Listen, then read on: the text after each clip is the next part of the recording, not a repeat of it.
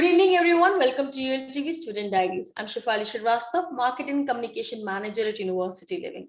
A variety of master programs have been discussed on ULTV Student Diaries so far, and there have been a lot of queries from you guys regarding a bachelor's program. So here we are today with Shambhavi Awasthi from Queen Mary University of London, where she's pursuing B.Sc in Marketing and Management. Hi, Shambhavi, how are you? Hi, I'm good. How are you? I'm doing well. So I believe you're in second year of your bachelor's Yeah, program.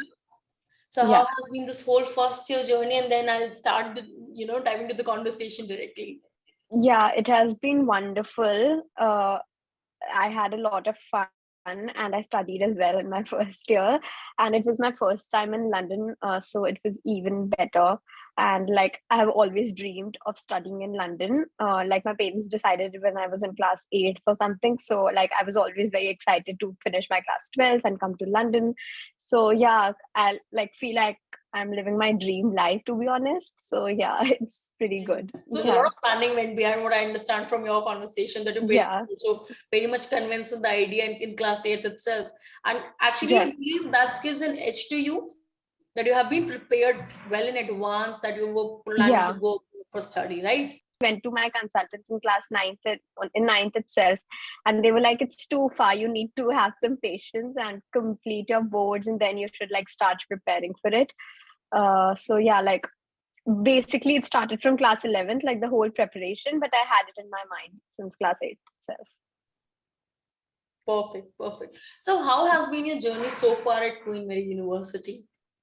It has been wonderful. There are a lot of opportunities as well, like not only related to studies, but like Queen Mary provides a lot of internships and job opportunities, part-time jobs. A lot of events take place, and it's the only campus, like a proper campus university in London. So like all other universities, they have like buildings in separate areas, but Queen Mary has like its own big campus. So I really like the campus life over there. It's always buzzing, it's always busy, and a lot of people. So it has been really good. Now, moving forward, what is the eligibility criteria for a B.Sc Marketing Management at Queen Mary University? What all preparation you did? How did you all sign up? Was Queen Mary in your head since day one, or were there other universities also that you were considering to get into? So I had a lot of options, but I wanted to do a course in marketing, and there were only a few universities which offered the type of course that I wanted, and Queen Mary was one of them. And then my dad wanted a campus university, so that it's like safe and everything, and I won't have to travel for different classes. So these were the main two reasons, that like the course part and the campus part, and that's why I decided to apply to Queen Mary. So, fun fact, I only applied to Queen Mary. I didn't apply to any other college. You should not do that. But actually, I got pretty late with my application process. Like, I decided in advance, but due to some reasons, I got late. But luckily, Queen Mary, they were still accepting applications. So I applied there and I got selected. So for that, I gave my IELTS exam. And then there's this criteria. So it's different for like masters and undergrad, I guess. So I scored 7.5 in IELTS. So I like passed the eligibility criteria. Then after that, I had to prepare my SOP, then letter of recommendation. And I didn't get my board's results by then. So I had to get a predicted marks sheet signed by my principal and my class teacher. So I got that done, and I applied through the UCAS website. And then it was a conditional offer. So after my results came, it was like, I think, some 90+% or something. So I scored 91% in class 12th. So I got selected, like, eventually. Great marks. Yeah. Thank you. Okay, now you have studied there for a year so far. How does B.Sc in Marketing and Management over there differs from the B.Sc in Marketing Management in India?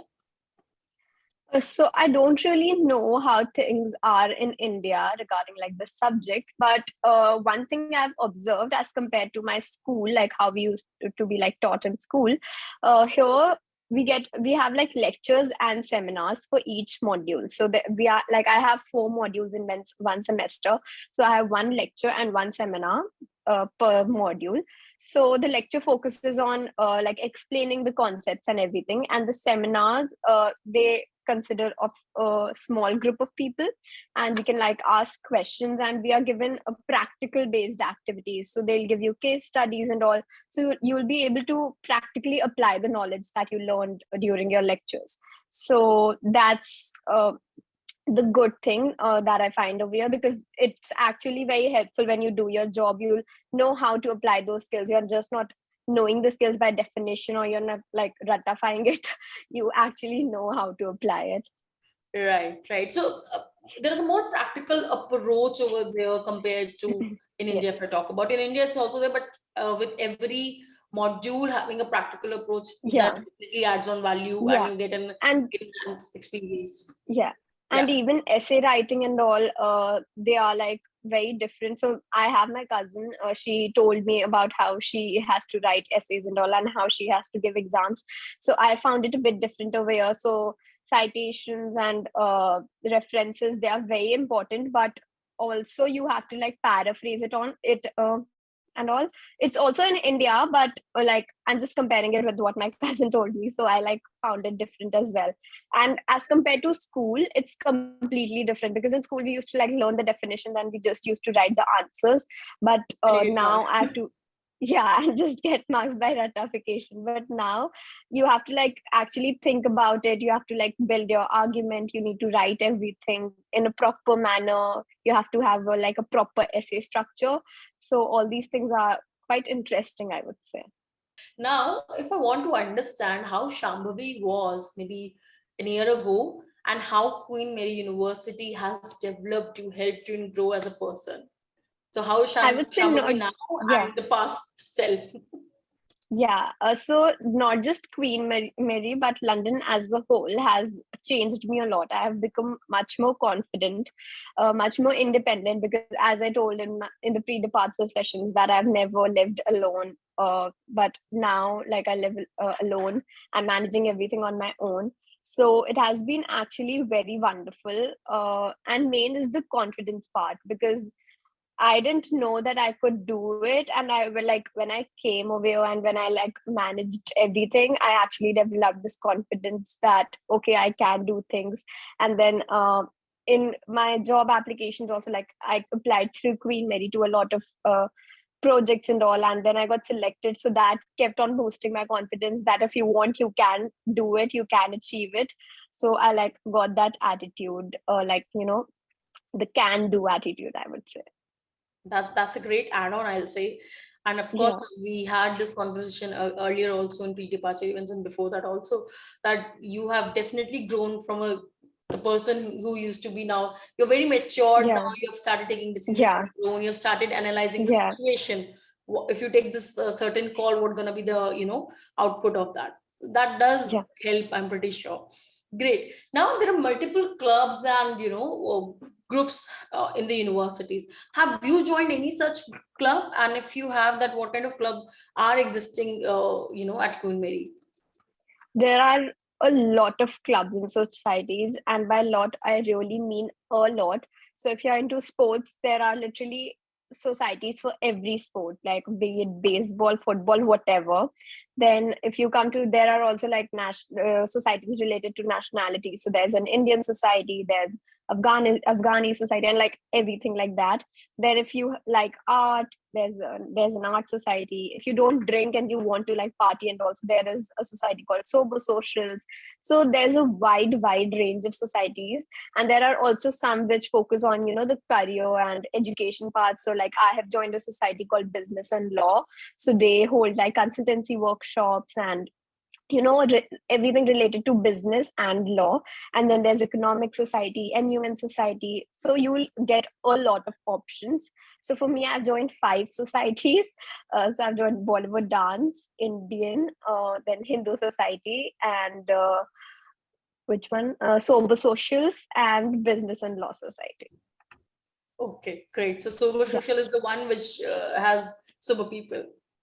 Yeah, but Right. there are people who like to party with alcohol, but they still join the society because the events are actually really fun. That's great. Now, Yeah. any of these groups helps with also with the career aspect of it? Yeah, so as I told about the business and law and the MUN society or the economic society, so you can write about like the consultancy workshop that I was telling about. So you can actually, it's today only. I'm going for that workshop today, so it's actually helpful. And you will be able to write it in your CV also if you are a part of their committee. So these have like events officer or social media manager, like all these clubs and societies have their own committee. So if you can be a part of the committee as well, and you'll be able to write that in your CV. Right, right. Now the Yeah. next question, I'm pretty sure you're gonna love it because you have given so many advice to the students who are who are Yeah. actually this intake. So Yeah. what is, if I talk about one or two advice, I know there's a huge list of it, but Yeah. we'll just stick to one or two. So what advice would you like to give someone who's planning to study abroad? So the first thing that I would say is, if you're planning to study abroad and if you're a bit afraid that what will you feel when you come, so you will feel a bit homesick in the starting. You might like get those homesickness attack or whatever in between, maybe for an hour or two or whatever. But eventually you're going to adjust and you're actually going to feel good, and you'll never regret taking that decision, because like studying abroad has actually changed me a lot. So I have never ever regretted taking this decision, and I think so it will be the same for everyone. So you need to just have patience for the first 2 weeks, and it's going to be like all good in the future. Right. So have patience and faith in yourself, what I understand, right? Yeah. Yeah. And also another advice, just remember that you're here to study, not to party. So focus on the studies as well. If you like to party, you can like maintain a balance, but just don't focus on like partying and stuff. Great, great. I'm pretty sure the second part of the advice would be unheard by some for the initial at Yeah. least 6 7 months, and then Yeah. they'll, maybe practice that. But going Yeah. forward with the show, the conversation. Now, tell me one thing. You're living at a PBS. You're living at a student accommodation. Yeah. I'm pretty sure many of your friends might be living in apartments. How PVSC Yeah. is different from an apartment, and what kind of amenities are available at your disposal over here? So I love my accommodation. It has a sky bar. It has Starbucks inside the accommodation, a gym, a cinema room, a karaoke room. Like it has everything. So I absolutely love it. The difference between apartment and the student accommodations, I would say, is that in apartments you'll get people of all ages and everyone. But in student accommodations, everyone, like, there are all the students live over here, right? So you will be able to connect with them. You can ask like, what's your university, and they are of your age, so you will be able to connect more, and you'll be able to make more friends in student accommodations.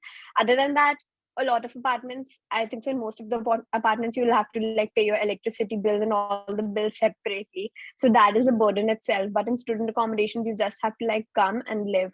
And then even the maintenance part, if something is not working, you can just call the maintenance team and they like come to fix it. But a lot of my friends live in apartments as well, and if like the tap is not working or something like that, they have to call the plumber. So that also becomes pretty hectic, because you'll have to study also, and you're managing all the household chores on your own, and you have to like manage this as well, paying the electricity bill and everything. So I prefer student accommodations because they are actually good. And also security point of view, I would say apartments are also safe. But like in my accommodation, the thing is, if someone is coming after 8 p.m, so you can't like bring anyone else. If you're bringing, then you need to like show their ID, you need to register them. So it's actually very safe. You will feel safe yourself, that no one can like enter your apartment just like that. Yeah. Right, right. And of course, you mentioned a very well, very well point that, you are there for studies. So if you are just managing, if you're busy managing house chores, you won't be able to study. You won't Yeah. focus on Yeah. study for which you are actually there. So I believe, Yeah. yeah, maybe student accommodation definitely does create and help, create value for the student over there. Right. Now we have Mhm. already talked about different clubs in Queen Mary University. So what kind of social gathering happen in the university? Are they so that you don't feel homesick, if I ask? Yeah. So like Queen Mary has different schools. So it has like, I'm a marketing and management student, so I come under the School of Business and Management. Then there's the School of Law, School of Maths. So like this. So talking about SBM, that is School of Business and Management, they host a lot of events. So like stress buster events, games night, movie nights, and the university itself, it keeps on hosting a lot of events as well, movie nights and all. The university holds it separately, and then there's this bar and kitchen, like a cafe sort of thing in our university campus called Drapers. So there are a lot of fun nights, club nights. So you'll get everything. That's the point. Like if you're living in a campus university, you're literally getting everything. So you'll get a huge variety of events as well. There are crafternoons, so you can like make slimes and all, or maybe I have actually made a lot of things over there, jar painting and scratch art. You'll get the whole variety. A lot of So DIY, I'll say. yeah, not just DIYs, but like everything. I personally love DIYs, so I'm focusing on the DIYs part. But if you like movies, there's movie nights. If you like games, there's games night, and you'll be able to socialize over there. You'll be able to make new friends, and from different backgrounds, from different countries, from different, like everything. Some are doing masters, some are doing undergrad, someone is studying law, someone is studying marketing management. Like you'll get the variety. So yeah. Yeah, so you meet different people from different ethnicity, from different courses. So of course, Yeah. exposure increases, right? Yeah. Yeah. Correct. Now, apart from having an own campus, what makes Queen Mary University different from the other universities at London?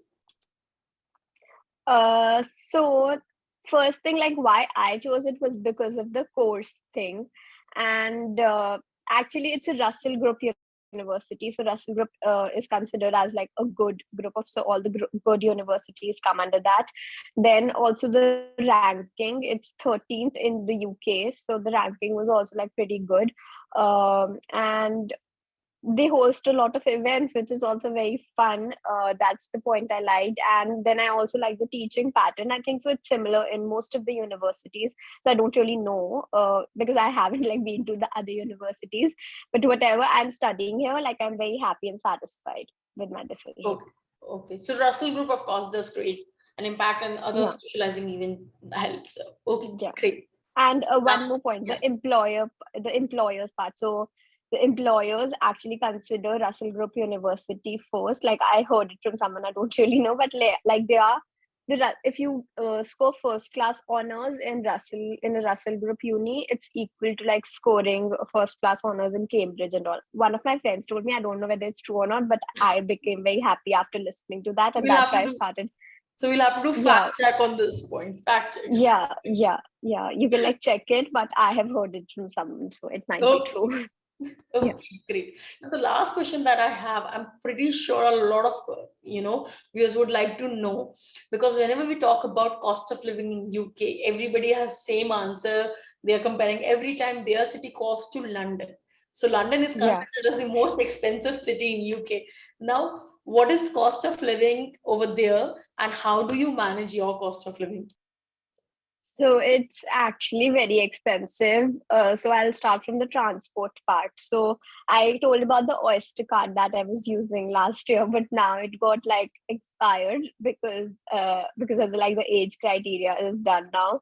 So I have to like pay for the transportation. So I feel like, oh my god, it's so expensive, because you have to like pay 2.5 pounds per tube travel, 1.65 pounds per bus travel. So like every day, if I'm going to the uni and I'm coming back, so I have to like pay 3.5 pounds every day per day. So it's when you like calculate the total amount, it actually becomes a bit too much, I would say, as compared to the other cities. Not that it's like not that the other cities are cheap, but they are a bit cheaper as compared to London. And then the groceries. So the prices have increased this time. Like when I was in first year, the prices were a bit low, but this year, like in my second year, the prices have increased. Like everything, water, milk, all the prices have increased a bit. So groceries are also like okay if you manage everything and if you like don't bring a lot of stuff and you know you're not going to eat it. So I like manage my groceries also. Like I know I have to bring like 6 apples in 3 days, so I'll do that. So I have to like manage everything. You can actually save by doing these little things, and by the end of the month you'll like get to know that, oh, I actually saved this much. uh, and then the accommodation, actually the main part is the accommodation, which makes London very expensive. So I am currently paying £500 per week. So that is actually, I consider it like too much, but I'm getting the value for that like thing, because it's in the central London. It's in central London. I'm on the 19th floor, so the view is amazing and all the amenities and everything is fine. So it's okay, but it's actually expensive as compared to the other parts. Then what else? If you go out for dinner or something, then it's also expensive. You can like spend 15 to 20 pounds per person. That's like what I usually pay. It can also go like, it can also rise if you go to a very nice or fine dining restaurant or something. And then clubbing, I have not attended a lot of parties, but clubbing may you like find a whole range. You have tickets for £5 also, and then you have tickets for £60 also. So you will get the whole range. And other than that, what's left? I think so. That's it. Okay, so if we do it the sum total, it would come around like £700, 700 to £800. Including accommodation. Yeah. No, so including accommodation, so it's like £2,000 for just the accommodation per month. But that varies So, from zone to zone, I believe, in London, right? yeah, varies from accommodation to accommodation, and the location as well, and the type of room you have taken. So you can adjust, because if you are living in the in the university accommodation, so my friends were living there, and it was just £170 per week. So it was like all right, but you can actually save with that as well with your accommodation part. And yeah, so it's basically, I would say it's 400 to £600 per month, removing the accommodation. So accommodation is separate, then it's 400 to £600. Yeah. Cool. Great, makes sense. Thank you so much, Shambhavi. I didn't realize we are almost near our session. So before we, bid our goodbyes to each other, what is the 2 cents of advice? What is that one advice that you would like to give, and you would like these students, anyone who's planning to study abroad, just to, that one mantra that they should always chant on? I would say the same thing, that party, but balance it with your study. Balance like the partying part and the studying part.